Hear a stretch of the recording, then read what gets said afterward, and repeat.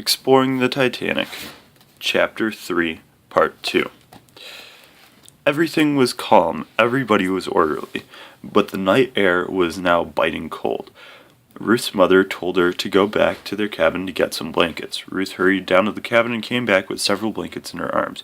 The Beckers walked toward one of the lifeboats, and a sailor picked up Ruth's brother and sister and placed them in the boat.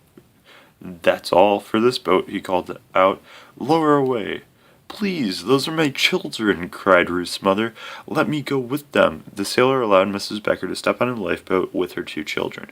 She then called back to Ruth to get into another lifeboat.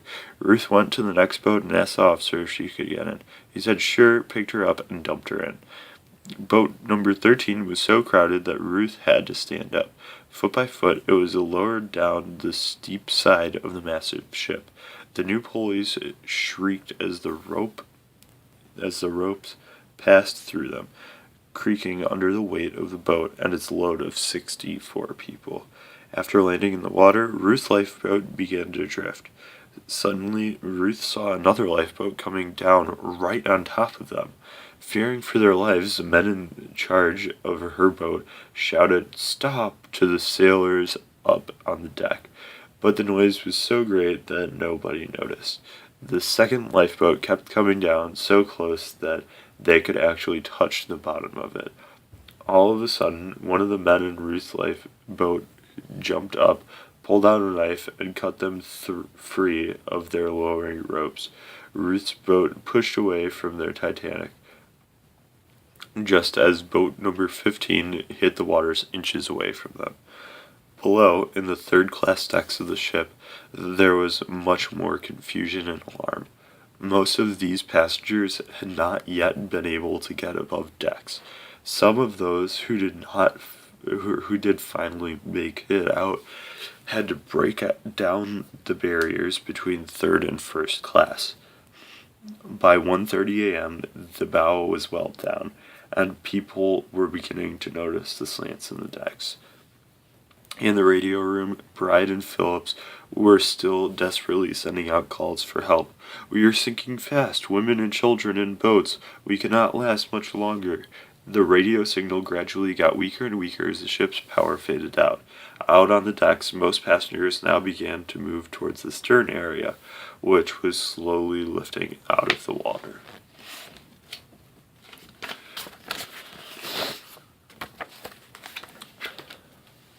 By 2:05 a.m., there were still over 1,500 people left on the sinking ship. All the lifeboats were now away, and a strange stillness took hold. People stood quietly on the upper decks, bunching together for warmth, trying to keep away from the side of the tilting ship. Captain Smith now made his way to the radio room and told Harold Bride and Jack Phillips to save themselves. "Men, you have done your full duty," he told them. "You can do no more. Abandon your cabin. Now it's every man for himself." Phillips kept working the radio, hanging on until the very last moment. Suddenly, Bride heard water gurgling up the deck outside the radio room. Phillips heard it too and cried, "Come on, let's clear out." Near the stern, Father Thomas Biles had heard confession and given absolution to over 100 passengers. Playing to the very end, the members of the ship's brave band finally had to put down their instruments and try to save themselves. In desperation, some of the passengers and crew began to jump overboard as the water crept up the slant of the deck. Jack Thayer stood with his friend Milton Long at the railing to keep away from the crowds. He had become separated from his father in the confusion on the deck. Now Jack and his friend heard muffled thuds and explosions deep within the ship. Suddenly the Titanic began to slide into the water. The water rushed up at them. Thayer and Long quickly said goodbye and good luck to each other. Then they both jumped. As he hit the water, Jack Thayer was sucked down. The cold was terrific. The shock of the water took the breath out of my lungs. Down and down I went, spinning in all directions. When he finally surfaced, gasping for air and numbed by the water, the ship was about 40 feet away from him. His friend Milton Long was nowhere to be seen. Jack would never see him again. Jack Thayer was lucky. As he struggled in the water, his hand came to rest on an overturned lifeboat. He grabbed hold and hung on, barely managing to pull himself up out of the water. Harold Bride had been washed overboard and now also clung to the same boat. Both Jack and Harold witnessed the mighty ship's last desperate moments.